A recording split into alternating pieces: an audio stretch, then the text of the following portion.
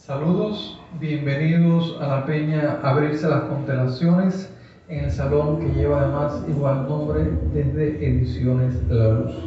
Un espacio que está dedicado, los amigos que nos siguen lo saben, mayormente para la presentación de novedades editoriales. Sin embargo, este año 2022 la peña ha sido totalmente diferente, a menos en la mayor parte de sus emisiones, porque hemos querido en el aniversario 25 de Ediciones La Luz y también en el aniversario 20 de la propia peña, pues tener como invitados en nuestro salón de presentaciones a escritores, diseñadores, editores, personas que han estado vinculadas al trabajo de Ediciones La Luz durante estos 25 años.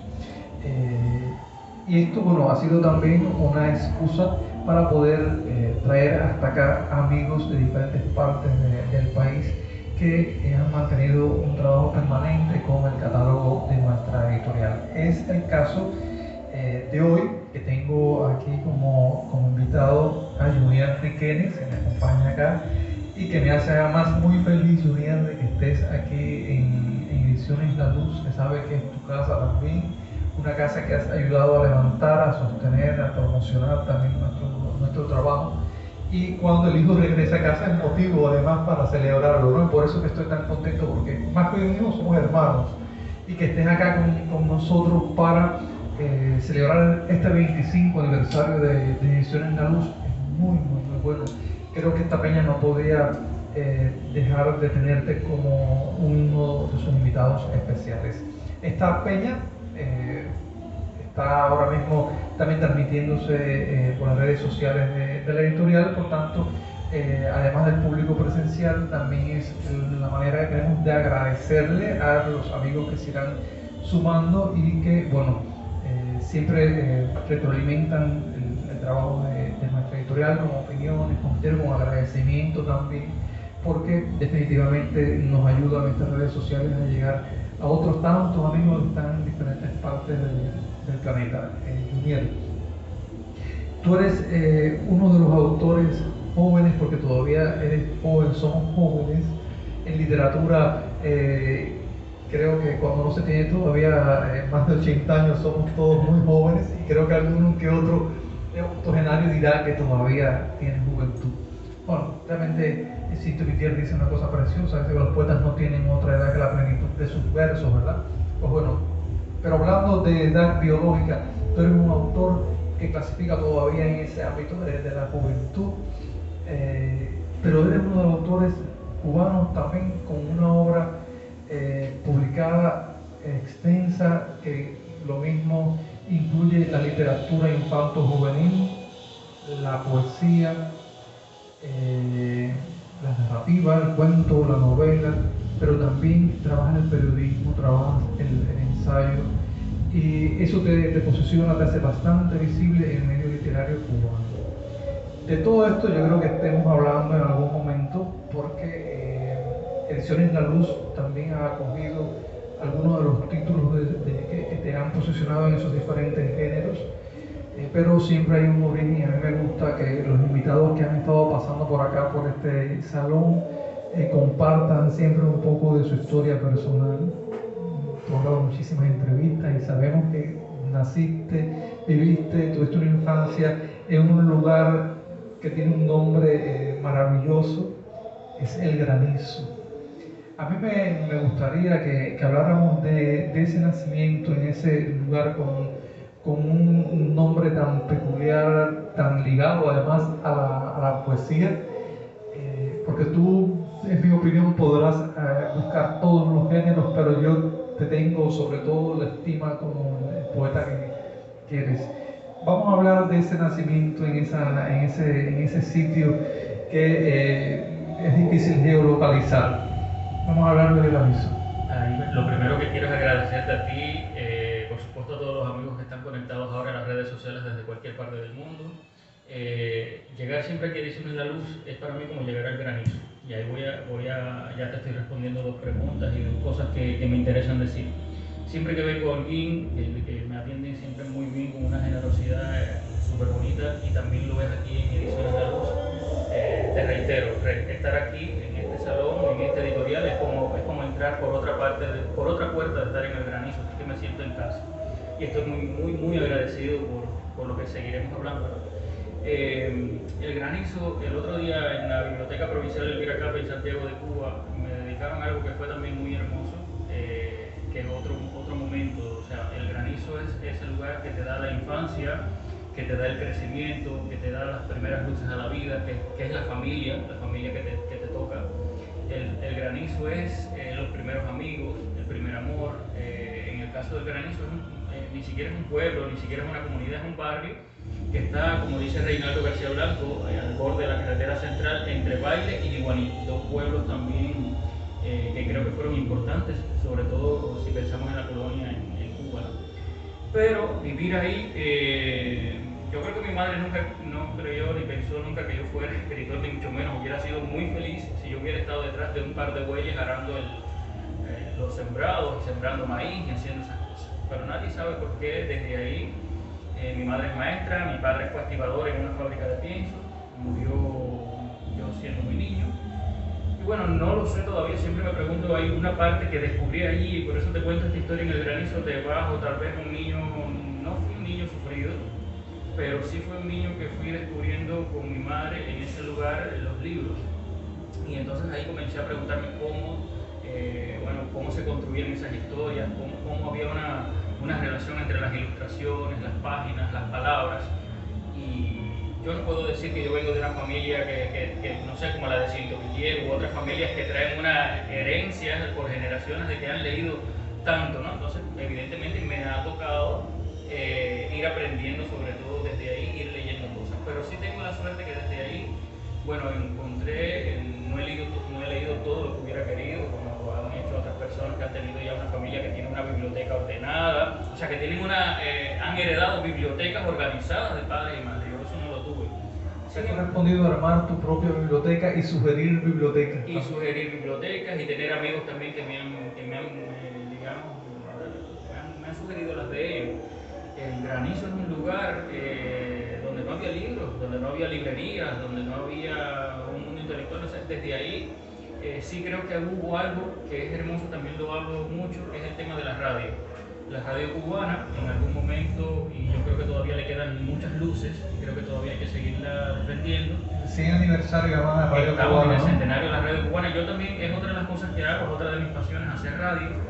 Y si tuviera que decirte cómo yo me he ido insertando en el mundo, cómo he ido aprendiendo tantas cosas desde ese lugar donde no había nada, donde no había parques, donde no había fiestas, de donde no salí, pues era el libro y la radio.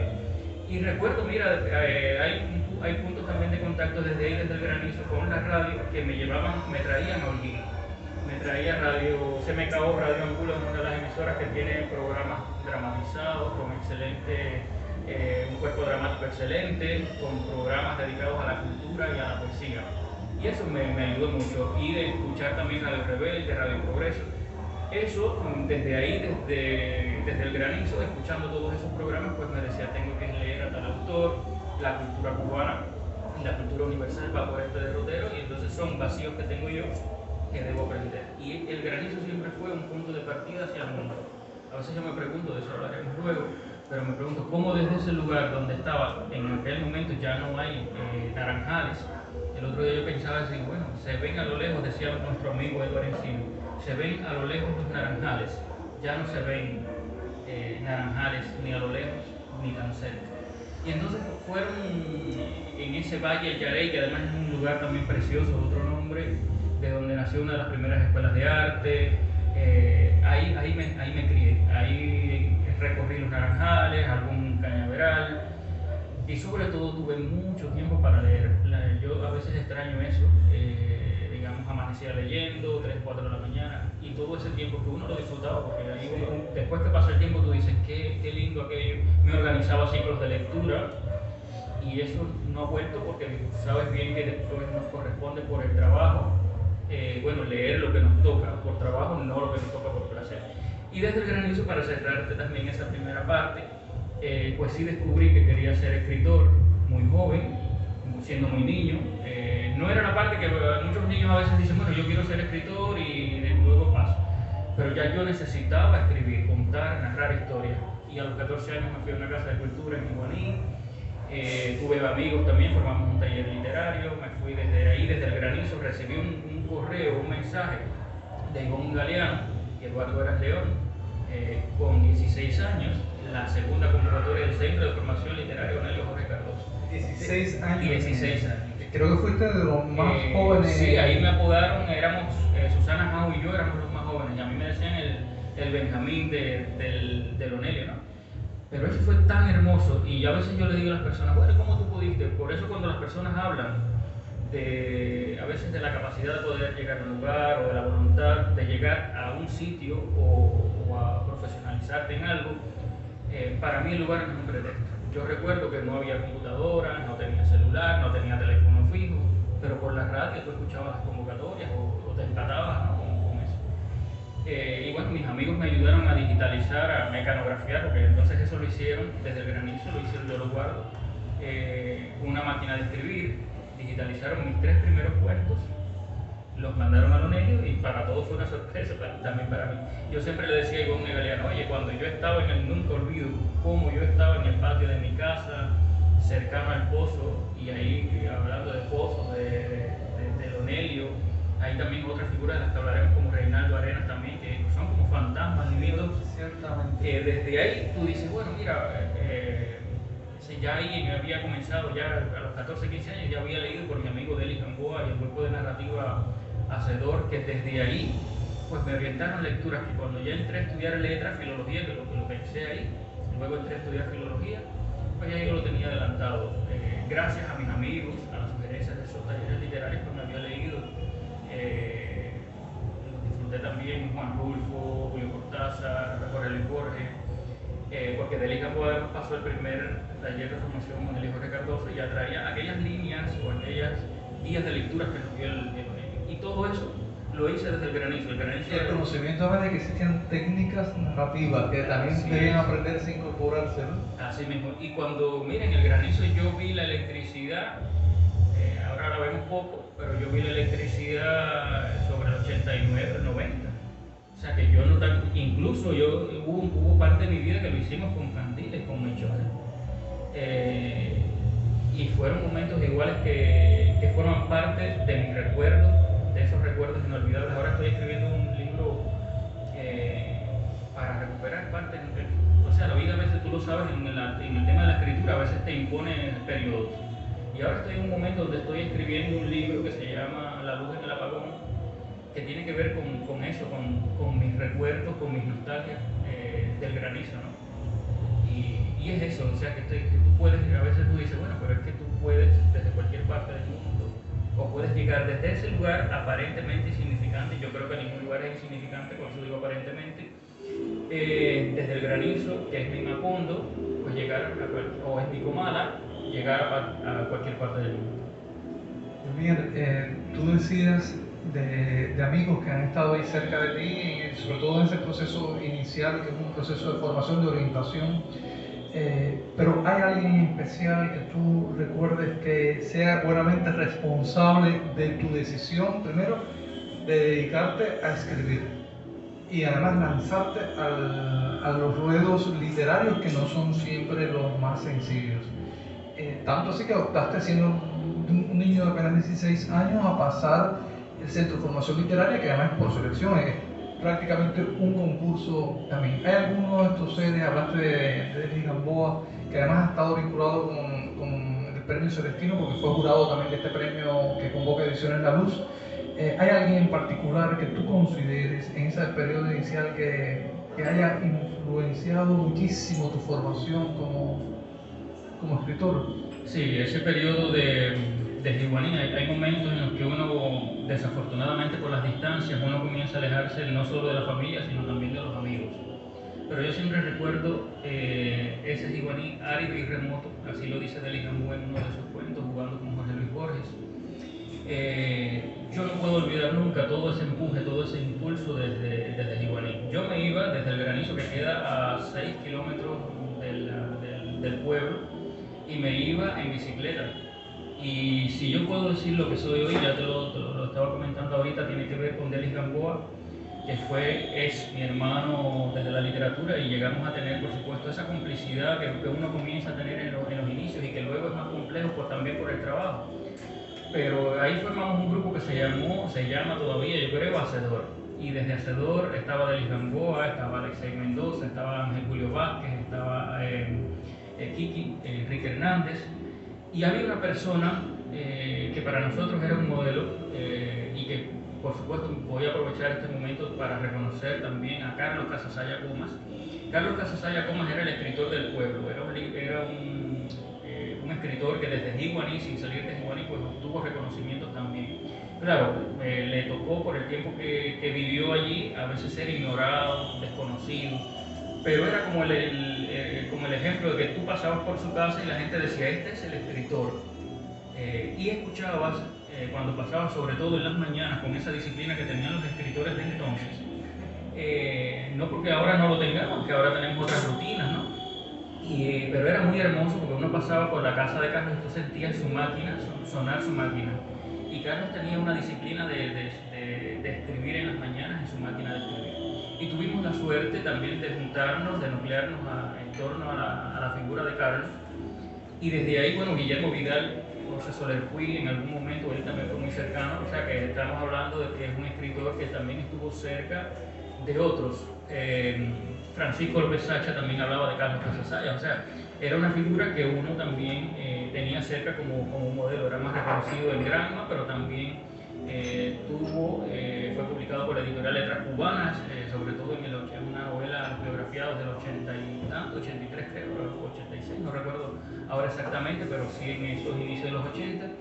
Y sabes que en ese periodo publicar en Letras Cubanas era como uno de los premios porque era muy duro. Sin embargo, Carlos Casasaya lo logró y desde ahí aprendimos con él todo el tiempo. Carlos entonces nos hablaba de los procedimientos narrativos, que luego yo me di cuenta que él hablaba de eso por su relación con Soler al llegar a Santiago. Pero Carlos nos enseñó que para ser escritor, uno, no te ibas a ganar, o sea, ser escritor no te iba a dar el palacio de tu vida, ni te iba a dar los bienes materiales que tal vez muchas personas pueden creer. Y lo otro es la disciplina de escribir, de saber que tú vas a escribir, pero necesitas escribir, y porque escribir, decía José Soler Puig, es tan duro como dar pico y pala, también lo asumía Carlos Casasaya, también lo asumía. Y sabías que tú, para poder ser un escritor, para poder comunicar, pues tenías que dar o debes dar pico y pala con el lenguaje, armar las palabras, pulir, limpiar. Y él siempre nos hablaba, yo recuerdo que sus conversaciones sobre Mario Vargas Llosa, que para él no eran lo mejor, pues fíjate. Sin embargo, él siempre hablaba de las técnicas, ahorita estamos hablando de las técnicas narrativas, de lo que tú puedes aprender en las historias y en la construcción de las historias, cómo lo usa Vargas Llosa. Entonces esos son algunos de mis amigos con los que inicié este recorrido duro. Y con ellos aprendí a perder el miedo a exponerme a varias cosas. Yo temblaba, siempre fui muy tímido. Ahí después apareció otro amigo en Jiguaní, fíjate que yo vivo entre Jiguaní y Baile. Y luego apareció otro gran amigo que también forma parte de Ediciones La Luz, que es Edward Encina. Y cuando no me iba a Jiguaní, pues me iba a Baile, que lo tenía muy cerca también, con Edward Encina. Jorge Labañino Legrá, el puro, como le decimos cariñosamente, y el Café Bonaparte. Entonces estuve en un punto medio juntándome con los poetas de Baile y con los narradores de Jiguaní. Y luego tuvimos un momento donde pues nos unimos en Hacedor, hubo poetas de Bonaparte que se juntaron con nosotros. Y evidentemente sí recuerdo otras personas que también desde Granma, yo no tuve la suerte en Granma de visibilizarme, porque ya de eso hablaremos luego cuando llego a Santiago. No puedo ser injusto, la verdad, pero hubo personas que me impulsaron desde Granma, esa gente que estaban tan cerca de mí ahí en Jiguaní, y que seguirán siendo mis hermanos toda la vida. Yuri, bueno, y de ahí llegas entonces escoges una carrera universitaria afín a las letras, que es filología, Universidad de Oriente, te gradúas finalmente. Estos años universitarios sospecho que también ya en Santiago de Cuba, donde hay también un movimiento artístico, literario importante, una de las principales plazas de la cultura cubana, haya sido importante también para ti como escritor, ¿verdad? Sí, como escritor y como persona. Fíjate que ya estábamos hablando de Jiguaní, con Hacedor y con este grupo de narrativas recordábamos a un escritor, me decía el profesor Lino Verdesi hablándome de los iguaniceros. Él le ponía otro adjetivo, pero yo no lo voy a decir aquí porque eso me da mucha pena, mucha pena. Y la vanidad todavía aún no, a lo mejor cuando pasen los años, pero Lino me hablaba de los iguaniceros que habían salido, ¿no? Y él hablaba de Luis Díaz Eduardo, un iguanicero que seguimos recordando, se sigue recordando en Iguaní, y se fue a estudiar también letras en Santiago y allá se quedó, hizo una carrera literaria bastante reconocida. Cuando yo llego a Santiago, porque además descubrí que quería estudiar letras, ya cuando empiezo, bueno, yo quiero estudiar letras por la formación, después te das cuenta que no era tan así, pero no era tan así en el sentido de que a lo mejor tú tienes una formación que no es de humanidades, pero eres tan bueno o mejor que muchas personas graduadas de letras, ¿no? Sobre todo por la voluntad.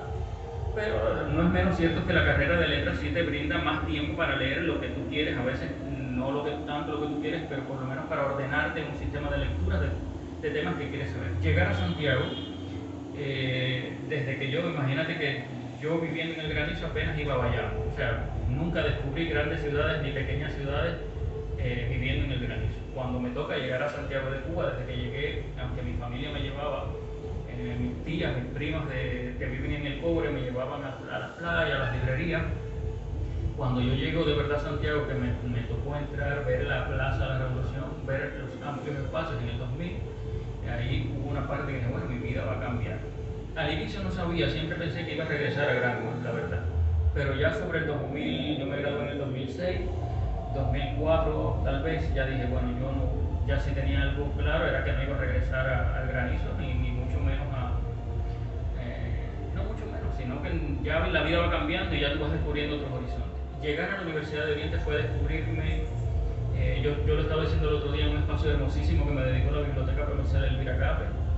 En las redes sociales, súper hermoso, que han hecho de todo tu trabajo. Es tremendo, sobre todo más que te da a uno mismo, a veces cuando tú ves tantas cosas juntas, tú dices, caramba, a veces sí he podido, y lo digo por el tema de qué cosa entonces ha sido Santiago. Si por un lado Granma me dio el inicio, el empuje, la disciplina, Santiago me empujó a la vida, es como entrar a la conga. Santiago me ayudó a descubrirme a mí. Yo tenía muchos miedos de aceptarme a mí mismo, de aceptar mi orientación sexual, lo puedo decir abiertamente. En otro momento tenía temor, ahora no tengo miedo ninguno de asumir quién soy, sobre todo porque la vida va sobre el respeto a lo que tú seas, no importa lo que eres, ni de qué color, ni cómo es tu raza, ni qué tú, o sea, como sexualmente, o lo que sea, pues no tiene que ser solamente de orientación sexual o de raza. Y Santiago, si en algún momento yo incluso en Granma, por prejuicio, incluso puedo decirlo también, me pasó por la cabeza como muchos adolescentes suicidarse, que tampoco de eso es la primera vez que estoy hablando. Eso te sale también el poeta, ¿no? El poeta romántico, la visión romántica, nacido en un lugar que se llama El Granizo, una visión romántica de la vida, ¿no? Sí, mira, de esto tampoco había hablado en público, pero ni a mi madre tampoco se lo había dicho, pero uno va perdiendo cosas y por eso a veces también es bueno compartir las historias. Cuando yo viví en El Granizo, en algún momento pensé suicidarme porque no aceptarme a quien era yo, no aceptar también así le ha pasado a muchos adolescentes también, sobre todo los pequeños campos profundos que nos tocó vivir. Pero Santiago me dio la libertad, Santiago me ha dado la libertad de salir, de ser, de aceptarme y de seguir amando. Santiago me dio la competencia profesional que tengo hoy y no es la que he logrado, sino lo que me falta siempre. Y ahí conocí también a otras personas, escritores que siempre menciono y que fueron otros puntos de partida y que siguen siendo hoy las personas a las que quiero. Aida Bar y Jorge Luis Hernández, yo estuve en esa casa, yo tuve antes de que muriera Jorge Luis, que fue los dos conmigo han sido mis amigos, pero también mi látigo. Aida Bar, holguinera, holguinera, que ahora vive en Santiago, una de las grandes intelectuales cubanas.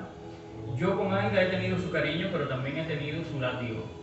Ella ha sido siempre muy exigente, no solo conmigo, sino también con otras personas, desde el amor, desde el respeto, pero siempre me ha empujado a superarme, a buscar un mejor camino. Y bueno, con Jorge Luis, que fue en su momento editor de La Casa del Caribe, traductor, luego murió Jorge Luis, decidí hacer mi tesis de diploma de letras con la obra de él, luego, que por cierto, Ediciones Holguín ahora tiene una compilación que va a salir y hace también un recorrido por la obra para reconocer ese escritor no solo santiaguero sino cubano. Y en Santiago conocí a Reinaldo García Blanco. Lo que he aprendido como promotor literario y cultural, mucho se lo debo a Reinaldo. León Estrada, que es uno de sus poetas también, la parte de investigador, de literario, de buscar fichitas, de anotar, me viene también de lo que me enseñó León Estrada. Y otras personas que también han estado, Marino, que tenía menos contacto, también está Teresa Melo, aunque con Teresa no tengo esta cercanía, digamos, que tuve con Reinaldo, que teníamos los talleres y eso. Teresa estaba en otros lugares, ¿no? En otros espacios, pero sí coincidíamos en algo. Ella después estuvo dirigiendo el Centro Libro y uno va aprendiendo también de todos. Y estas personas pues me han ayudado también a crecer, a buscar. Yo cuando llegué a Santiago, desde el granizo, yo temblaba. O sea, coger un micrófono delante, y no, hoy hago radio, televisión y me pongo una cámara delante y lo hago. Pero cuando yo llegué, evidentemente, temblaba, ¿no? Porque había que cambiar muchas cosas. Y no puedo dejar de mencionar lo que me aportaron mis profesores de la carrera de letras. Tal vez no todo lo que yo hubiera soñado, porque entonces ahí uno sueña con muchas otras cosas, pero igual el tiempo de la universidad no te da. Si yo mismo me iba al cine, a las presentaciones de libros, no siempre la universidad tiene esa cercanía con la vida real. Independientemente de que sea la academia, muchas veces la academia anda por un lado y la vida real anda por otro. Y así pasa en la literatura también. Pero por suerte tuve a un profesor que ahora está viviendo aquí, Lino Verdese, fue mi profesor de literatura. Él me enamoró de Juan Rulfo, más porque ya lo había leído. Tuve otra profesora que es holguinera y ahora vive en Santiago, se llama Diana Cruz Hernández. Ella me dio arte latinoamericano. O sea, en la carrera de letras, en ese entonces, por ejemplo, se daba arte cubano, arte latinoamericano, arte universal, historia de España, que son herramientas que a uno lo ayudan. Yo fui evidentemente, si iba a todas esas cosas con aquellos amigos, evidentemente mi carrera de letras, aunque no fui tan indisciplinado, pero evidentemente no me daba tiempo humanamente, ¿no? Y por supuesto tuve que ir a mundiales, a extraordinarios, a no sé qué más, y eso lo sacaba evidentemente porque después uno se ponía a estudiar y descuidaba tu carrera, tu aula, por ir a eventos y cosas que no dejé. Y estando en la universidad, bueno, la profesora de gramática, a veces siento que ahora hice una maestría que tiene que ver con la lingüística y he aprendido muchas cosas que debía aprender o que aprendí en la carrera y que tal vez lo olvidé porque no me especialicé en la lingüística, ¿no? Sino me fui más a lo literario. Y evidentemente cuando pasa el tiempo y hay cosas que se aprenden para siempre, hay otras que las puedes olvidar. Pero todos esos profesores, no sé, aprender las clases del signo lingüístico, podía a lo mejor a alguna persona podía parecer algo insignificante. Cuando yo descubrí esa primera clase, para mí fue una revelación, ¿no? Entonces ibas descubriendo parte desde la lingüística, pero también sobre todo desde la literatura latinoamericana. A veces no era lo mejor, no era el tiempo justo, pero yo siempre dejé en mis apuntes, decía, bueno, ¿cuáles son los vacíos que me quedan? Si la carrera me enseñó, yo creo que para mí la carrera de letras en esos 5 años me enseñó dos cosas. Uno, lo que me estaban dando mis profesores, y dos, lo que ellos me mencionaban y siempre lo dejaban, lo que te queda a ti, y siempre lo dijeron además, en la carrera tú no lo aprendes todo, no te da tiempo, pero tú debes saber qué cosa te queda a ti por saber, por aprender. Y eso se los agradezco mucho. Yo no puedo decir, hoy terminé recientemente una maestría en estudio de lengua y discurso con mis profesores del departamento de letras, también gracias a ellos y a su empuje. Ahora estoy también con ellos en un doctorado, pero eso también me lo da la vida, ¿no? Del hecho de aprovechar el cariño, la calidez, la exigencia, pues no puedo decir que mis profesores sí fueron generosos, pero también exigentes, y yo creo que las dos cosas son necesarias para tu superación, y uno tiene que aprender siempre que es bonito que te quieran, que te pasen la mano, pero también que sean exigentes contigo para que el día de mañana pues, tú puedas ser mejor. Miguel, estando en la universidad, publicaste tu primer libro también, ¿verdad? Sí, bueno, imagina que yo publiqué, estando ya entrando a la universidad, yo tenía un libro, cuando entro a letras, ya yo publiqué mi primer libro. En la literatura he sido precoz. Llegaste muy joven has llegado muy joven a muchas cosas. Yo creo que por suerte. Sí, yo cuando entré a la universidad, bueno, desde el granizo, yo me había ganado, entré a Lonelio, Me gané el premio Cauce en los primeros años también con un cuento, con un jurado extraordinario, viviendo en el granizo. Me gané el premio Razón de Ser cuando se entregaba el premio Razón de Ser en el 2005. Ahí estaba en la universidad, estoy recordando. Y viviendo en el granizo, que también hubo ese periodo de universidad, bueno, yo ahí todavía regresaba, iba a Santiago y regresaba a mi casa del granizo con mi madre y mi hermano. O sea, hubo un tiempo ahí de coincidió eso, ¿no?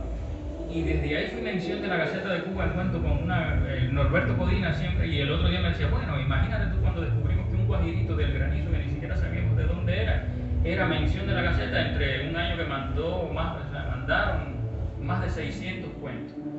Y a veces Norberto me decía, pero el premio, o sea, yo digo, bueno, a lo mejor hasta me tocaba o no, porque tú sabes cómo es el tema de los concursos, ¿no? Pero el hecho de ser mención en aquel momento de la Gaceta de Cuba es un cuento que además quiero mucho, que lo escribía en una máquina de escribir en el granizo. Allí, con una máquina que me compré, me compré ahí mi máquina de escribir, que ahora mismo quisiera saber. Mi primera y única máquina de escribir, y que ahora mismo quisiera saber hasta dónde está, porque forma parte de mis recuerdos.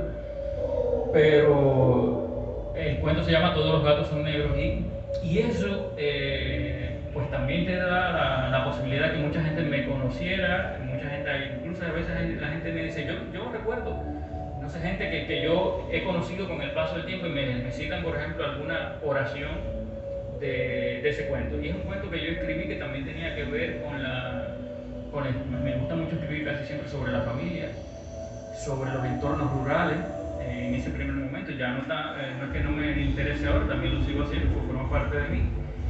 Pero con ese cuento te das cuenta que hubo cosas que pude decir de la violencia familiar, la violencia de género, cuando en ese momento no sabían nada de eso, con esos enfoques, ¿no? Pero ahora te das cuenta que estabas construyendo historias de motivaciones que estaban ahí latentes en la familia cubana, y pues que la gente los recuerde, pues es súper bonito. Y ahí está mi primer libro en el año 2002, casi 20 años también. No sé, o sea, cuando uno empieza a ordenar esas cosas, dice, bueno, he aprovechado el tiempo. La biblioteca lo hizo muy bien, entonces en homenaje el otro día, ¿verdad? Fue muy lindo, fue muy bonito lo de la biblioteca. OM Junior, bueno, comienzas ya en el mundo editorial, te haces también miembro de la Asociación Hermanos 6. ¿Qué edad tenías cuando te hicieron miembro de la Asociación Hermanos 6? También sospecho que es muy joven, pues muy que has joven, llegado muy pronto sí, a todos los sitios, qué bueno. Sí, bueno, así puedes permanecer más tiempo. Eso se lo debo a Rafael Vilches. Cuando Rafael Vilches pasó el primer promotor infatigable además de la literatura cubana. Nosotros pasamos el segundo curso del Centro de Formación Literaria. Vilches era presidente del HS, y eso, o sea, ahora para entrar al HS creo que hay que tener 18 años. Y yo, bueno, pues me hicieron miembro de la HS porque además entrar a la UNELIO con 16 años, como tú decías ahorita, era un jurado de admisión de primera línea, bueno, ahí estuvo, eso eran años donde estuvieron dando clases Eduardo Vera, Amir Valle, Francisco López Sacha, Ángel Santesteban y Jesús David Curbelo, fueron estudiantes de ese primer curso, Alberto Garrido. Y yo formaba parte del segundo curso, entonces ahí era Margarita Mateo, fue profesora de ese curso. Y bueno, caramba, entrar al HS también, ese curso, por la posibilidad del Centro de Formación Literaria de Jorge Cardoso, pues me hizo que entrara al HS apenas con ya 17 años, pues estaba en el Silberto, en la vocacional de Granma. Y sí que entré joven ahí, después, bueno, ya después vinieron otras cosas ya desde Santiago. Junior, tú, bueno, ahorita hablábamos de los diferentes géneros que has estado trabajando, tanto el cuento, la novela, la poesía, el ensayo, periodismo. Y en Ediciones La Luz hemos tenido la posibilidad de publicar tu novela La Quietud, que además es la primera novela que se publica en Ediciones La Luz. Y es además uno de los libros también que mereció en su momento el reconocimiento a las puertas de papel. Publicamos también un libro infantil tuyo, está por acá, un libro, y creo que sería bueno mostrarlo para los que están en las redes, puedan seguirlo también, La Quietud, que es esta novela primera en nuestro catálogo, no es la primera novela de Junier, pero sí en el catálogo de Ediciones La Luz. También publicaste este libro para niños en la colección Espejo, compartiéndolo con Luis Cabrera Delgado, La Libertad de Tigre, un libro precioso. Y tenemos por acá también este otro libro que es una compilación de entrevistas a Eduardo Eras León, que se llama Eduardo Eras León en el aula inmensa de la vida, una edición de la que vamos a hablar ahorita detenidamente. Pero bueno, creo que podríamos comenzar a hablar ya de tu presencia también en Ediciones La Luz, porque bueno, los caminos constantemente se han estado cruzando. Has estado vinculado a Ediciones La Luz no solamente como autor, sino también como el promotor que eres con tu trabajo en claustrofobia. Has estado vinculado al Premio Celestino de Cuentos. El Premio Celestino de Cuentos se te hizo esquivo. ¿Tú fuiste de los que alguna vez enviaste el premio? No, yo mandé varias veces el Celestino. Mandaste varias veces. Sufrí no ganarme el Premio Celestino, pero he estado muy cerca. Pero sí has estado el jurado del Premio Celestino, sí, claro. Exactamente, has acompañado el premio. No es el único autor joven que bueno, dejó los 35 años sin haber ganado el Premio Celestino. Y eso, bueno, dice bastante de esa búsqueda, de esa confianza que hay en el Premio Celestino de gente que tiene un trabajo interesante. Desde que se convocaba con un solo cuento, yo mandaba al Celestino, mandaba. Por lo que te decía de Reinaldo Arenas, ¿no? Exacto. Dice, yo quiero ese premio por lo que bueno, que el Reinaldo Arenas y esa novela suya, que es la que le da título también al premio, el nombre del premio, el Premio Celestino, a raíz de la novela Celestino antes del alba, tiene que ver mucho también ese narrador niño el campo, el imaginario, ¿no? Con muchas cosas de tu vida que incluso nos has contado. Aquí hay muchas texturas y hay muchas temperaturas en toda tu obra y todo lo que has ido contando acá, que tiene que ver también con esas temperaturas, con esos colores, con esa textura de la obra hermosa de Reinaldo Arenas. Pero bueno, llegas a Ediciones La Luz como autor con esta novela. Ya habías también formado parte del catálogo de la editorial en antologías como La Isla en Versos, Todo un cortejo caprichoso que reúne la obra de 100 narradores jóvenes cubanos en ese momento. Poderosos Pianos Amarillos, una antología dedicada al centenario de Gastón Vaquero. Las dos anteriores, La Isla en Versos y Todo un cortejo caprichoso, dedicada al centenario de Virgilio Piñera. Han pasado 10 años ya. Y también estás en la antología ahora, bueno, las últimas también. La belleza de Retoños de Almendro. Retoños de Almendro, exactamente. Entonces estás permanentemente en el catálogo de Ediciones La Luz. Pero bueno, esta novela, que te digo, para el catálogo editorial es importante porque es la primera novela que publicamos. Me gustaría que te refirieras un poco a ella, porque también te ganaste con ella el premio La Puerta de Papel, que entrega el Instituto Cubano del Libro cada año durante la Feria Internacional del Libro de La Habana. Mira, la que primero entrar y estar con ustedes para mí siempre es una de las grandes celebraciones en el mundo editorial cubano. Lo repito, porque en estos tiempos que uno vive, entrar al catálogo de La Luz es una celebración, es una fiesta. De verdad, no lo digo porque sean mis amigos personalmente, sino por todos los que trabajan contigo en ese equipo y los que han trabajado en Ediciones La Luz en este periodo donde hay luz en la luz, donde hay permanencia, donde hay seriedad, donde hay responsabilidad. Y cuando eso es así, uno quiere estar, por eso uno apuesta por eso. La Quietud es una novela que también se escribió en el granizo. Viene del granizo, es una novela que habla también de esos pequeños pueblos, del alcoholismo, que habla también de la necesidad de tener hijos, que habla de la precariedad en un entorno rural. Siempre a veces les digo a las personas, bueno, es que lo rural puede parecer obvio, pero a veces no es tan obvio. Entonces es una novela que narra la historia justo de un hombre que no puede tener hijos y en su entorno, su sobrino, con mucha alegría y festividad, tiene una novia con que tienen varios abortos, sin embargo ellos no quieren tener hijos. Y es una comparación de la posibilidad o de la bendición o no de tener hijos. Y hay digamos que también ahí ya hay pinceladas del tema de que luego vendría ya a reafirmarse en mi obra, más adelante, sobre todo en la poesía y en la narrativa, mi interés de narrar historias que cuenten parte de lo que es la orientación y diversidad sexual. no porque sea algo traído por los pelos o porque esté de moda, sino porque forma parte de la vida.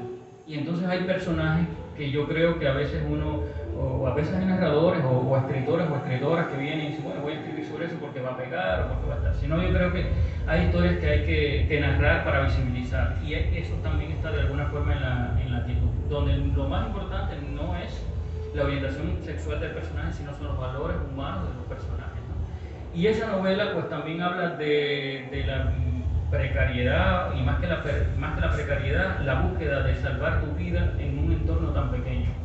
Yo recuerdo que, por ejemplo, en El Granizo, y ahí está en esa novela, el sueño de grandes de personas, o su gran sueño era justo montarse, esperar el sábado para tomar alcohol, o montarse en un tractor, o buscar. Ese es el sueño de alguien que vive en un pequeñito espacio, que ni siquiera uno lo debe cuestionar, al contrario, cada uno respeta el sueño de otro, pero ese es su sueño. Entonces a veces uno va como escritor, a veces el otro día, Reinaldo Cedeño, amigo nuestro, también hablaba de autor también de catálogo autor, sí, con un libro que llega además, trae claustrofobia y como ustedes que le han puesto también le ponen su belleza. Justo el escritor tiene también como parte de nuestras funciones, no solo es el arte por el arte, sino también ir compartiendo historias que puedan ayudar a los demás a pensar, a visibilizar, a respetar a los otros. Y esa es la quietud. O sea, hay partes donde hay fragmentos, yo creo que busca también el tema de lo de la poesía. Y hay una, cuando yo empecé a escribir ese libro, 2003-2004 creo, y lo publicamos ya en 2005, me hizo muy feliz también que fuera la primera novela en Ediciones La Luz. Luego vendrían otras novelas, otros libros que ustedes han publicado, de hecho, con hermosos libros también, no solo como objetos, sino como libros. Y esa novela pues trata también de tener como una hipótesis de que a veces cuando todo está muy tranquilo, pues revienta con mayor fuerza. Y hay también en esa novela un amor, un respeto a la radio, constantemente ahí está también la radio, está por dentro de esa novela. Guillermo, tú hablábamos que llegas siempre primero que todos y llegaste también en la primera entrega que se hizo de esta colección Espejo, una colección que ideó para nuestra casa editorial El Disbaratute, el escritor para niños, también infatigable, promotor de la literatura infanto-juvenil cubana, autor de muchísimos libros y también antologías importantes de nuestro catálogo. Pero bueno, esta primera colección Espejo, tú llegas a ella y llegas a Ediciones La Luz estrenando nombre, y llegas además de otro narrador importante, escritor para niños, Luis Cabrera Delgado. Bueno, me gustaría un poco que hablaras también de estos vínculos tuyos, porque siempre ha habido un respeto que lo has demostrado en tu trabajo de promoción a la obra de los que son considerados maestros, de los que son considerados referentes, y bueno, eso lo prueba dentro del mismo catálogo de la editorial el hecho de haber compilado esta selección de entrevistas dedicadas a Eduardo Eras León, o hechas a Eduardo Eras León. Durante décadas Eduardo ha ido concebiendo estas entrevistas y tú la compilaste para este volumen, Eduardo Eras León en el aula inmensa de la vida, el año que quisimos, y estuvimos felices, no lo determinamos nosotros, pero bueno, si algo pudimos ayudar a la fiesta era haciendo este libro, el año en que se dedicó la Feria Internacional del Libro de La Habana a Eduardo Eras León. ¿Cuán importante para ti ha sido también la obra de este intelectual cubano, que además es Premio Nacional de Literatura, Premio Nacional de Edición, y tanto así, bueno, que llegaste a pensar este libro? Mira, antes de hablarte de Eduardo, para no dejar, yo también con este libro que hicieron en Espejo, me hicieron muy feliz, ¿no? Elis Baratute y yo también somos amigos, con ustedes, ¿no? Pero si algo tiene Elis Baratute es que él no te va a poner en un lugar porque sea su amigo. Él lo ha ido. Entonces, que ustedes me regalaran estar en esa colección Espejo con Luis Cabrera Delgado, una escritora que yo admiro tanto por su obra para niños, también es uno de esos grandes regalos de la vida. Y ese libro, con todas las colecciones de ustedes, tiene una visibilidad en este país tremenda. Ojalá pues pudieran tener más reconocimiento esa colección que ustedes han hecho. Ya tienen 3 entregas, ¿no? Se supera las 3. Sí, digo por como las colecciones, Sí, como el primer colección, paquete, sí, segundo sí, paquete, sí. ya van como... Pero ya vamos por el quinto, me parece, El cuarto, quinto. quinto ya. Y entonces eso, ustedes... Te debo el dato, debo me anotarlo debo- para sí, por clasificar favor, que lleva para yo estar actualizado, todas estas actualizado. estadísticas. Y esto es uno de los grandes regalos de la colección Espejo, no solo a mí, sino para los niños. Es una gran colección para los que aman la lectura, para los que aman la promoción de la literatura en Cuba, para los ilustradores, para la familia. Ustedes tienen, cuando hablan de la colección Espejo, casi siempre ustedes dicen, esto es una colección para la familia. A mí me encanta eso. Y es justo porque le permiten que los padres pinten con los niños, le lean un cuento. Y estar en eso es un regalo de Ediciones La Luz, no solo a mí como autor, es a todos los autores que están ahí, pero también a los ilustradores y a los lectores. Ojalá las editoriales pudieran pensar, y ya estamos hablando también del reconocimiento de Ediciones La Luz en los 25 años. Y ese proyecto editorial de ustedes, ojalá pudiera tener más reconocimiento. La Luz como editorial solamente tiene muchas líneas de trabajo y líneas promocionales, pero ese yo creo que es una de esas líneas que debería de tener más espacio en las bibliotecas públicas, en las municipales, en las escolares, en la Biblioteca Nacional de Cuba, que pudiéramos también celebrar, y por eso no es que seas mi amigo, siempre te lo digo, sino el reconocimiento a ti y a todos los que hacen posible esta editorial. Celebrar en 25 años tantas cosas que hace esta casa editora por los lectores. Ojalá. Bueno, Eduardo Eras León es otro resultado de eso, de pensar en los lectores y de pensar homenaje y celebración. Reconocimiento a los maestros. Tú recordarás que evidentemente ese libro salió, nos íbamos a España, nos íbamos a Barcelona y estábamos hablando, nos enteramos de que iba a ser lo de Eduardo. Yo había hecho antes una selección de entrevistas de Soler y lo hablamos en la casa de visita, una idea que yo acogí de inmediato. Pudieron dárselo a otra persona y yo, bueno, pues dije que sí, hablamos ya ahí con Eduardo y Ivonne. Ellos, porque también uno debe recordar y ser justo, Ivonne y Eduardo, sobre todo Ivonne, me entregaron un paquete de entrevistas, o sea que yo aquí no tuve que buscarlo todo. Todo hacer una indagación todo desde los inicios, porque hay que ser justos. Además, Ivonne Galeano, que es también uno de los seres amados en este país, creo por todos los escritores jóvenes y ya no tan jóvenes cubanos, es un ser amado. Se sabe que durante años ha sido el alma del Centro de Formación Literaria Cornelio Jorge Cardoso y hizo todo esto por dar a los demás. Y también, bueno, ese matrimonio que conforma con Eduardo Eras León también tributa a esta compilación de entrevistas que llega a tus manos y que tú comienzas también. Ahí comenzamos a trabajar, ellos nos dieron un paquete de entrevistas, un paquete de materiales.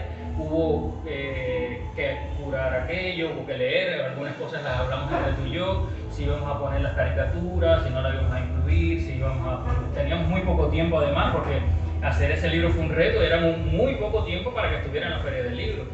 Y entonces ahí empezamos a buscar otras entrevistas que no estaban ahí, que ya uno sí ya como investigador o qué sé yo, uno comienza a buscar, o hay entrevistas que repetían dentro de ese paquete que nos habían dado para trabajar, repetían, digamos, las mismas ideas y los mismos temas, las mismas respuestas que evidentemente daba sobre los fenómenos.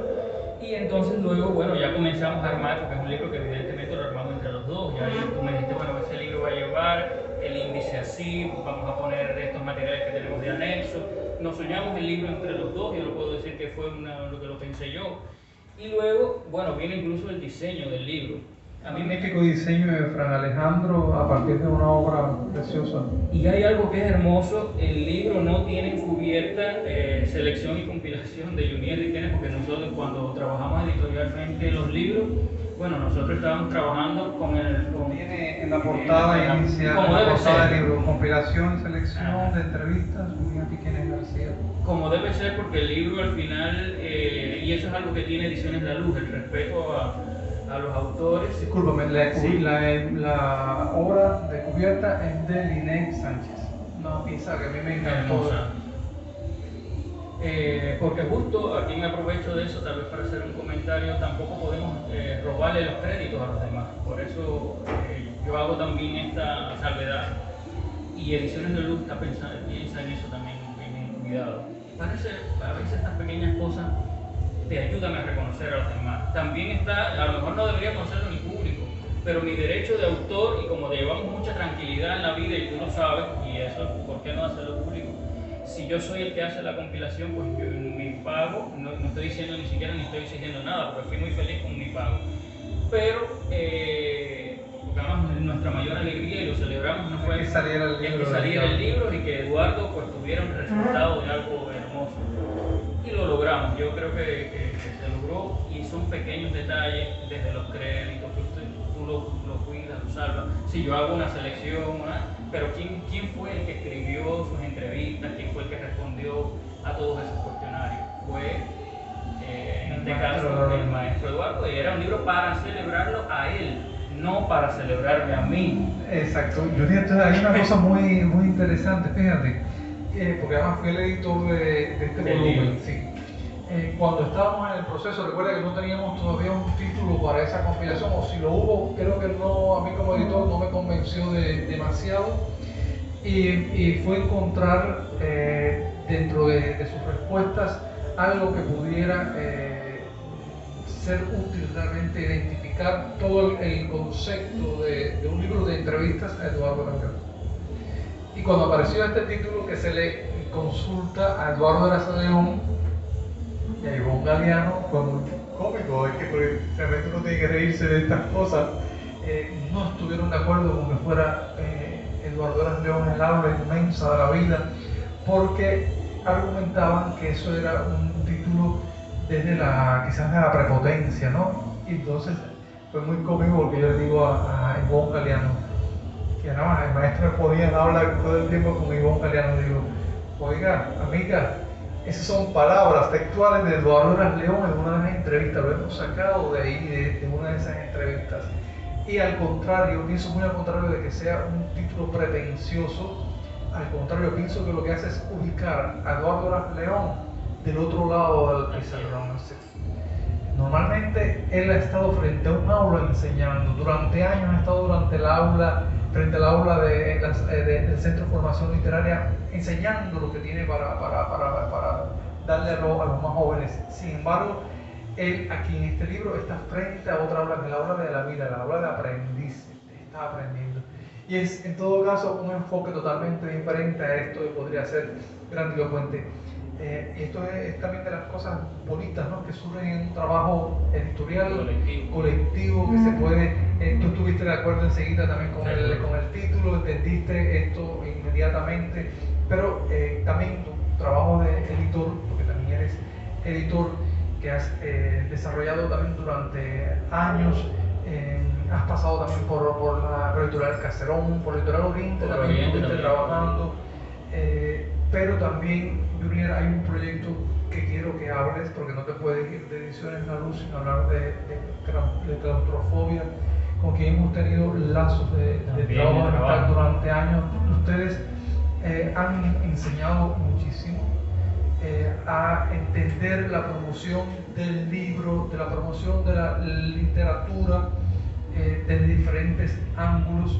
Tú también fuiste de los que llegaste primero, tú a nosotros nos orientaste de que existía un mundo más allá del libro de papel nada más, que estaba ahí en las redes sociales, que era un espacio que debía ser aprovechado y que por mucho iba también a superar otras debilidades que tiene el mundo del libro impreso.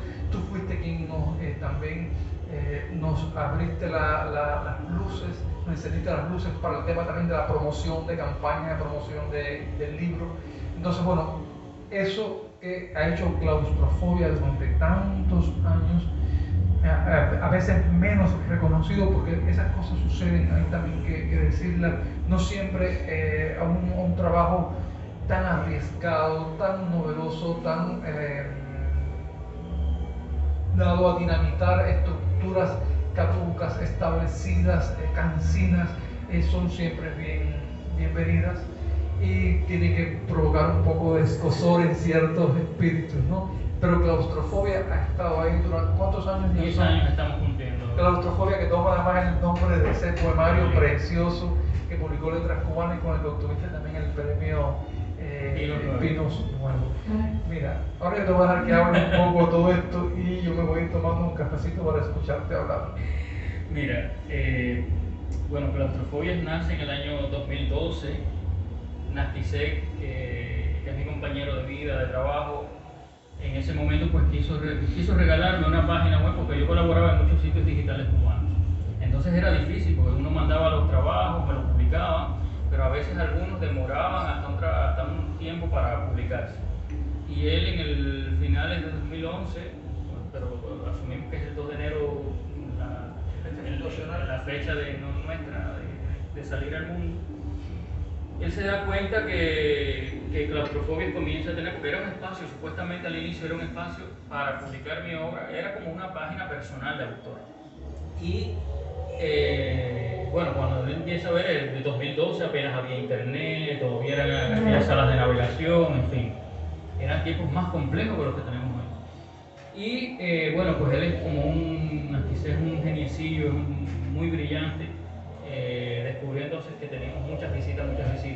Y dijo, no, esto no puede ser un espacio solo para ti, porque además los escritores cubanos, independientemente de que sí existían revistas digitales como el IFE, el Caimán Barbudo ya estaba digital, estaba ya la Jiribilla, estaba Cuba Literaria, pero Claustrofobia de un momento a otro empezó a tener una mirada diferente en el mundo de la realidad. Me dijo, esto no puede ser solo para ti, se queda con Claustrofobia porque ya no le podemos cambiar el nombre, pero esto lo vamos a hacer para todos los escritores cubanos que vivan en Cuba o no. Y desde entonces nació ahí Claustrofobia, primero con la página web, después comenzamos con boletines, porque para poder, ahora tenemos teléfono, muchas personas, pero entonces había personas que no sabían ni qué era una página web, las redes sociales no tenían la fuerza que tiene hoy, y para poder compartir los contenidos que publicábamos en la página web había que hacer un boletín impreso. Que las personas pudieran compartir lo que estábamos publicando ahí. Y que esperábamos ansiosos nos llegara el envío impreso. Es increíble lo que genera. Colaboramos en algún momento también en La Luz con la idea de que pudiera salir. Hicimos un boletín dedicado al Celestino, llegaba a las bibliotecas provinciales, fue un momento súper bonito. Yo creo que cuando uno también comienza a hacer un resumen de lo que vivimos con Claustrofobia, ahora mismo estamos en un momento de reinvención, porque la vida va dura, a veces la vida misma te hace repensarte las utopías. Y la verdad, sí, ha habido reconocimiento de alguna forma, pero hay que comer, realmente hay que vivir, ¿no? Más allá de la utopía, pues también tienes que... Y no ha sido tampoco, independientemente de todo lo que sí hemos logrado, el reconocimiento de muchas personas, el empuje del libro digital, ya se hacía libro digital en Cuba, repensar el libro dentro de la comunicación misma, articularlo, todas esas cosas hacer programas de radio, hacer muchas cosas que se hicieron y que al final no se valoraron tanto no quiero ser injusto con las personas que nos abrieron las puertas, siempre a todas las personas que lo han hecho, ellos sabrán y saben que sí lo han hecho, otros no tanto, otros han tomado hasta decisiones de cerrarnos las puertas en algún momento. Pero si ha habido algo que Claustrofobia ha hecho, es como desde el granizo, desde cualquier parte. Tuvimos un eslogan que decía desde Cuba cabe el mundo. Y como ya veníamos, Nastisek viene de una familia. Todo comienza en la página de un libro. Todo comienza en la página de un libro, nuestro eslogan. Y cuando te das cuenta que en el mundo de internet y cuando tú sabes como persona lo que tú vales, no hay problema. Y siempre el otro día yo compartí también ese espacio en la biblioteca, que bueno, Claustrofobia a lo mejor no ha tenido los presupuestos, y si no lo tuvo, no los tendrá, ni los apoyos. O sea, si tú entras, pero sí, yo te dejo entrar, pero realmente estás limitado, ¿no? Y ha sido una competencia muy desleal, pero hemos aportado tanto y hemos dado tanta esperanza en el mismo tiempo de la COVID. Pudiera hacerte muchas historias, pero en el tiempo de la COVID, más allá de impulsar, porque además lo hemos hecho con Ediciones La Luz, con Ediciones Martín, hemos visibilizado el catálogo en el mundo, en una base de datos de la literatura cubana que pocos institutos en este país dedicados con muchos salarios pues pueden tener también en las bases de datos en internet. Nosotros lo tenemos, pero además en 10 años archivos de voces, archivos fotográficos que casi nadie tiene de este país. O sea, hemos construido parte de la historia y ahora sí soy vanidoso, porque no sé si mañana Claustrofobia deje de... lo digo por mí, no por una que sé que es como Claustrofobia es nuestro hijo, pero la vida va en evolución y yo no sé si tenga tampoco la misma fuerza para seguir. Que demanda mucho, porque demanda mucha energía, dejar de hacer lo tuyo, dejar de buscar tu comida, que buscar la comida cada vez es más complejo. Entonces, como no tiene salario, o sea, nosotros le dedicábamos, Claustrofobia tenía una librería, tenía un sistema de trabajo que evidentemente después de COVID para vivir hemos tenido que, bueno, yo me he tenido que ir gracias a amigos, me he ido a trabajar a la Casa del Caribe, a Alegren, al Fondo de Bienes Culturales, a hacer radio, a hacer otras cosas que evidentemente ya no me dejan hacer, digamos, dedicarle el tiempo, con muchas entrevistas de muchos autores que todavía no he podido transcribir. Como eso tiene para la literatura y la cultura cubana un valor extraordinario, pero incluso he presentado algunos proyectos de libros, de entrevistas a editores cubanos que me gustaría reconocer en la labor de los pero no se aprueba. Y bueno, no quiero pensar en lo que no se aprueba, sino que quiero pensar siempre en la parte hermosa de cuánto hemos aportado y cuánto aportamos a visibilizar los trabajos. A mí me hubiera encantado, por ejemplo, en los 25 años de Ediciones La Luz, porque estamos acá, todas estas cosas hermosas que ustedes tienen las hubiera puesto la televisión nacional. Me hubiera gustado, yo lo siento y lo tengo que decir también porque esto lo estamos publicando para las redes sociales y está para el mundo. Me hubiera gustado y siento mi dolor de no haber hecho un reportaje, aunque lo hicieron para Bohemia, lo hizo Leopoldo Herrera para Bohemia, pero yo siento y no lo he podido hacer porque justo el trabajo de los trabajos no me lo ha dejado. Pero siento que Ediciones La Luz con sus 25 años pues debió visibilizarse más desde los medios nacionales cubanos, para que toda esta belleza, no los libros de Juliet que están ahí, los libros que le han hecho, esta es una burbuja literaria que no ha dejado de hacer libros en audiolibro, en animado, y eso hay que reconocerlo, que la gente sepa lo que tenemos, lo que vale entrar a las redes sociales, en un grupo de Telegram, en una página de YouTube. Le estás dando contenidos a tus hijos, le estás dando contenido a tu cultura cubana. O sea, si no hacemos esas cosas, si no le damos ese valor desde los medios nacionales, con estrategias, con presupuestos de Ediciones La Luz, ya ahora he dejado hasta Claustrofobia en ese lado, porque además forma parte de lo institucional, pues entonces estamos. Claustrofobia es ahora mismo una reinvención, y no quiero terminar dando un punto de vista como que me he derrotado, no, la reinvención siempre es buena. Claustrofobia, si algo nos mantuvo en tiempos de COVID, cuánta gente con los grupos de Telegram, cuánta gente, tenemos un grupo en Telegram que se llama La Estantería Cubana, como casi 3.000 personas, ahí hay personas reconocidas del mundo de la literatura latinoamericana y iberoamericana que están en ese grupo, pero también hay personas que son amas de casa, militares, y lo que se logra en ese grupo es increíble. Entonces, Claustrofobia está en un momento sí de reinvención y de buscando nuevos puntos de partida. Ya lo buscaremos para impulsarnos siempre, ¿no?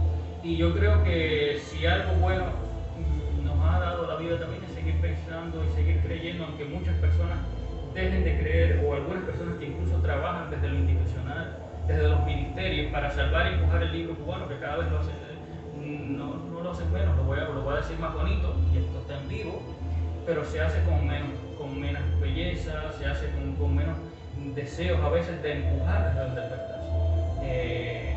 Porque en Cuba se hacen muchas cosas hermosas, porque en Cuba hay una pluralidad y una diversidad de autores, hombres y mujeres cubanos que están creando, que están viviendo. Entonces, si no lo hacemos ahí, Claustrofobia ha tratado de, no somos los únicos, ni mucho menos, porque ustedes lo están haciendo también, lo está haciendo Matanzas también muy bien.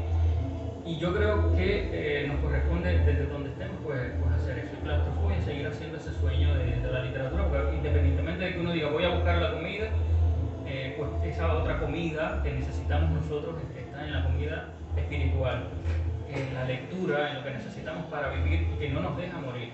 Entonces no dejaremos de hacerlo, por lo menos mientras estemos. Lo que sí estamos en un proceso de reinventarnos para volver entonces a empujarnos. Cuando nos toque la muerte a Narciso a mí, pues entonces morirá, pero será siempre eso, un proceso, un laboratorio permanente de cómo promover ya no solo la literatura cubana, porque ahora estamos también en el tema de las industrias creativas musicales, eso lo está llevando Narciseo, estamos también apostando por ejemplo, por una multiplataforma que se desarrolló para la Casa del Caribe. O sea, son herramientas que te permiten desde esos entornos pues, fusionar, relacionar la literatura con las otras artes. Y eso es, Claustrofobia nos dejó y pudimos, y con eso cierro también ese tema, y te voy a tratar de decir una frase al final que pueda ser hermosa también para dar el optimismo. Claustrofobia estuvo en muchas ferias internacionales del libro en tiempos de COVID, en Beijing, en visibilizando eso, algunos no como en los espacios, o sea, en Argentina, en otros lugares, demostrando que evidentemente sí se puede visibilizar un catálogo, o sea, y no estamos inventando nada, son herramientas que están ahí desde hace mucho tiempo. Entonces, Claustrofobia seguirá siendo un laboratorio permanente donde nos sigue importando Cuba, la cultura, la comunidad nuestra, el libro y los autores, y pensar en el respeto que eso lleva. Y bien, bueno, todos esos años de trabajo infatigable, porque realmente es admirable todo lo que ustedes han hecho, te ha permitido tener una idea bastante acertada, cercana a la realidad de lo que está ocurriendo ahora mismo con el mundo editorial cubano, lo que está ocurriendo durante las últimas décadas, y hacerte de un criterio que es importante también saberlo.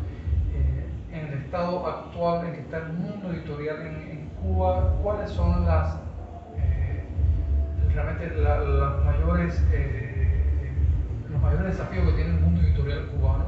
¿Qué nos queda a nosotros también como editoriales? Porque tú estás aquí también celebrando con nosotros 25 aniversario y tu criterio también es importante para Ediciones La Luz. ¿Qué más se puede hacer para hacer que este mundo editorial que ha aportado tantos libros, que ha garantizado tantos sueños cumplidos, no perezca en momentos realmente difíciles en que el mundo cambia, que Cuba también está obligada a replantearse puntos importantes dentro de la creación del libro? Mira, me voy a apropiar de lo último que has dicho. Cuba necesita replantearse urgentemente desde las personas y ministerios a los que les corresponde esa tarea, desde lo gubernamental. Estamos en las redes sociales y no me lo estoy diciendo con toda propiedad, o es mi criterio, porque el mundo del libro, un país sin libros no es país. No podemos andar creyendo que todo está bien. De hecho, el mundo del libro en el mundo, no solo en Cuba, está en un proceso de crisis, de replanteamientos y de reinvenciones, ¿no? ¿Por qué Cuba no tiene que hacer eso también? Desde la Feria Internacional del Libro, desde los mismos diseños, desde nuestras casas editoras. La experiencia que tiene Ediciones La Luz de acompañar a los autores no la tienen el resto o todas las editoriales. Hay unas que sí, hay otras que no.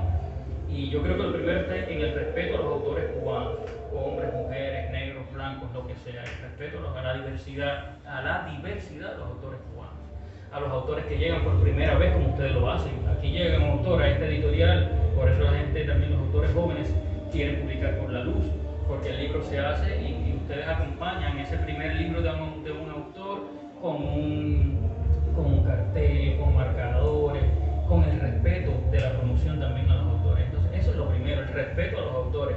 No puede haber literatura si no hay respeto al que está creando, el respeto al derecho del autor, el respeto a la obra, el respeto también a visibilizar, a promover. No puede haber literatura, no puede existir si eso no existe. Y luego todo el respeto también a la comunidad, no solo a los lectores, a todos esos eslabones que entonces se van complementando, como es el tema de la librería, como es el tema de la biblioteca, como es el tema de la escuela, como es algo tan importante como los lectores, los públicos, porque no hay un público, no es el público, son los públicos. Y además, cuando eso es cómo lo comunicamos, cómo usamos los medios tradicionales, cómo usamos las tecnologías, pero a la hora de vender todo no es igual, nada es homogéneo. O sea, serán nuestras ferias del libro. ¿Por qué no podemos hacer otra feria internacional? Vaya, para pensar también en otro replanteamiento. ¿Por qué tiene que ser solo la Feria Internacional del Libro Cubana, la Feria de La Habana? ¿Por qué no podemos hacer una Feria del Caribe en Santiago de Cuba? ¿O por qué Holguín, en medio de su fiesta iberoamericana, no puede hacer desde Holguín la Feria del Libro Iberoamericana? Eso nos daría, como es en cualquier parte del mundo. En Bolivia está la Feria de Cochabamba, o la Feria Internacional del Libro no sé dónde, o en México está la Feria de Guadalajara, o la Feria, que son ferias tan importantes como. O pensar también que existen en el mundo la Feria Internacional del Libro Infantil y Juvenil.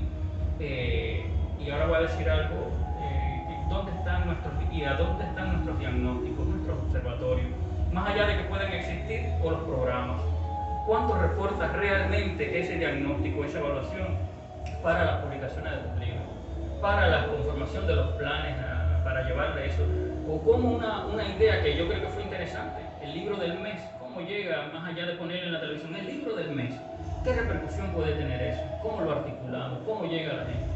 Entonces, en la medida que todo eso no se articule, que tú no involucres, un país no puede promover en ningún circuito o hacer nada, no solo en el orden de la literatura, sino también en el orden económico, en el orden social, que no involucre a sus actores, que no se sensibilice, no puede transformar nada. Entonces, si usted va a hacer una feria de libros, una feria agropecuaria, donde sus principales actores no estén involucrados, y usted en vez de incluirlos, los excluye, entonces hay un problema grave. Usted no puede hacer una feria de libros, un evento, si sus promotores, si sus líderes también de opinión del libro cubano están lejos de su actividad. Puede ser un líder de opinión desde los más jóvenes, desde los youtubers. Ustedes están haciendo también un concurso que aglutina a los youtubers, estamos hablando de otros momentos, de otros modos de hacer. Pero si usted no hace feria de libros, y hemos visto en las ferias internacionales del libro donde ya hay grandes espacios para los youtubers, donde hay influencers, pero ahí también tenemos que abrir la mente a esas cosas, abrir un espacio donde usted no puede decir hay que hacer libro digital porque hay que hacer libro digital porque no hay papel. No, el libro digital es una necesidad porque hay otros lectores que necesitan leer en formato digital, pero el autor también debe ser respetado desde la visibilidad del libro, desde la promoción del libro, desde una plataforma coherente, intencionada, respetuosa, donde el autor sienta que es funcional, donde el autor sepa que él va a colocar su libro digital y él va a tener el respeto a su libro, el derecho de autor de su libro, y donde él va a tener un contrato también con toda claridad de que él va a ganar o no de su libro. Hay muchos retos, hay que pensar la comunicación de la cultura cubana, yo creo, me atrevo a decirlo también, pero también del libro. La comunicación tiene que cambiar, queremos cambiar a veces muchas cosas, pero ¿cómo conectamos los diferentes públicos también con todas estas plataformas? Y termino con algo que si en otro momento usted ponía o publicaba cualquier cosa, a veces lo desconocía, pero en cualquier parte del mundo también las bases de datos dan una transparencia de muchas cuestiones, o no, porque tampoco no podemos decir que todo el mundo es una belleza, ni que todos los datos que se ponen en las bases de datos son fidedignas, ¿verdad? Pero siempre que tú puedas también, ¿por qué no?, poner bases de datos de los libros que has publicado, de los catálogos. Ahora mismo tú quisieras saber, para los que investigamos parte de la literatura cubana, quisieras tener o acercarte a algunos catálogos de lo que se ha publicado, y ya eso no depende ni siquiera de que lo tengas en almacén. Estamos hablando de información primaria que necesitas de un libro y no lo vas a encontrar, ni siquiera bases de datos actualizadas. Entonces ahí no hay transparencia. Cuáles son las colecciones, o cuáles son los autores que has publicado, en qué género, cuáles son las temáticas, cuáles son los datos de los autores. O sea, hay mucho trabajo. Nosotros de alguna forma tratamos de contribuir, pero evidentemente con las condiciones no íbamos a poder, porque además es un trabajo que nunca va a estar completo y donde vas a necesitar a muchas personas. Y yo sí creo, lo decía, hay una frase de Fidel, hay varias frases de Fidel. La cultura es lo primero que hay que salvar, pero a veces no hay conciencia. Ya a veces es como un reclamo, es como decir, recuerda que la cultura es lo primero que hay que salvar. Pero recuerda, es como un recordatorio, es como una súplica, yo me atrevo a decirlo así. Y la otra es, no le decimos al pueblo cree, le decimos al pueblo lee. Entonces, si le decimos al pueblo lee, el pueblo está leyendo. Y hay otras ideas que es leyendo, no solo de lo impreso, ya hay otras maneras de leer. No sé, tú te puedes encontrar una afirmación en los medios de comunicación tan terrible como ya los jóvenes no leen. Sin embargo, no lo digo yo, lo dicen los estudios de lectura de los últimos tiempos. Nunca ha habido otro momento donde se haya leído tanto como ahora. En las redes sociales todo el tiempo todo el mundo está leyendo, o estás escuchando, o estás leyendo un audiovisual. En fin, hay otros modos de leer. Nunca antes habíamos leído tanto. Ahora, ¿cómo tú conectas a la gente con lo que estás leyendo para transformar? Y yo sí creo que Cuba tiene, si pudiera, tal vez son mis reclamos como apasionado, como investigador, como promotor de la lectura, porque sí hay mucho valor en Cuba, hay mucha literatura, hay muchos autores de calidad, hay muchos premios internacionales como a lo mejor los que existían, pero el tema de las nuevas tecnologías, ahora mismo estoy viendo colegas nuestros que se han ganado el Sorbona en México, o el mismo Sergio García Zamora que se ha ganado varios premios internacionales, o el último, el premio Lowe, que se lo acaba de ganar un muchacho súper joven, el más joven desde Santa Clara. O sea, yo sí creo que en Cuba hay hay una potencialidad que es el recurso humano, pero si no le damos nosotros mismos el valor, entonces no permitimos entonces que el libro, que la cultura, que nuestra sociedad avance. Un país sin libro, hay una frase que eso está en la Feria del Libro de La Habana, que el stand de ediciones territoriales, que habla del país, o sea, un país con libros, no es así el eslogan, ahora no lo recuerdo exactamente, pero justo habla de la diversidad, de cómo construir un país con los libros. Si no leemos, y siempre estamos hablando de que tu hijo, tu hija, tus adolescentes no podrán ser profesionales si no leen, si no lo apasionas un día en la playa, o si tus maneras de promover el libro no son atractivas. Esos vacíos que estamos viendo, y no vamos a nombrar el suceso, esos vacíos que estamos viendo en la sociedad cubana son también falta de cultura y son falta de lectura.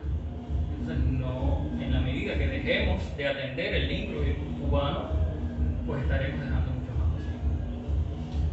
Bueno, hemos hablado largamente, ahí podríamos conversar de otros temas, pero bueno, se nos va agotando el tiempo. Yo quiero que tú, como hacemos siempre con los invitados que pasan por aquí por el Salón Aprendiz de las Constelaciones, que te despides de la peña con la lectura de un texto. Recientemente, Junier, bueno, tan reciente fue que el mes pasado lo tuvimos por acá por Holguín, porque acaba de ganar la última edición del premio de la Ida del Mármol, el cual yo me formé jurado y me sentí feliz de que fuera tu libro el ganador. Siguen estrechándose tus vínculos también editoriales, más allá de amistad, tus vínculos editoriales con esta tierra. Ya has estado en el catálogo de ediciones La Luz. Ya sabemos que tiene también un trabajo, un libro en proceso de publicación, que es la obra de los ensayos, los acercamientos a la obra de este importante narrador Jorge Luis Hernández Santiaguero. Y bueno, vas a tener también un libro hermoso seguramente por ese resultado del premio Adelaida del Mármol. Entonces, bueno, quiero que nos regale un texto, un libro tuyo publicado recientemente por Letras Cubanas, ¿verdad? Sí, este es un libro que tiene otro título, pero está así en la reedición de Claustrofobia con unos poemas más, no poemitas, no, con unos textos más. Y nada, agradecer, pues con esto nos despedimos. Sí, y bueno, te vamos a regalar unas flores, creo que flores para acá, ¿verdad? Sí, para Junier, y ya con eso vamos a despedir. Yo muy contento, la verdad, de poder compartir. A los que les interese la página de Claustrofobias, claustrofobias.com, nos pueden seguir en las redes sociales también, Facebook, Twitter, Instagram. Y nada, agradecido siempre de poder estar con ustedes, de compartir mis puntos de vista sobre la literatura cubana, que son los míos, que por supuesto uno no puede andar por la vida con un criterio absoluto, pero sí siempre nos vamos con ese empeño de promover y visibilizar los libros cubanos. Bueno, te voy a leer un poema que se llama Cuchillos, que forma parte de Claustrofobias y de Exhumaciones. Este libro está en la red de librería. Cuchillos. Mi hermano tenía 6 años y yo 3 cuando supimos del peligro del cuchillo. Habíamos perdido al padre, rechazábamos las ofertas de un padre postizo. Mi hermano y yo conocimos el filo de los cuchillos una tarde desandando por las guardarrayas. Al picar una naranja y ver correr la sangre, yo no pude mirar, pero mi hermano jugaba con ella en los ollejos, pintaba los troncos de las matas.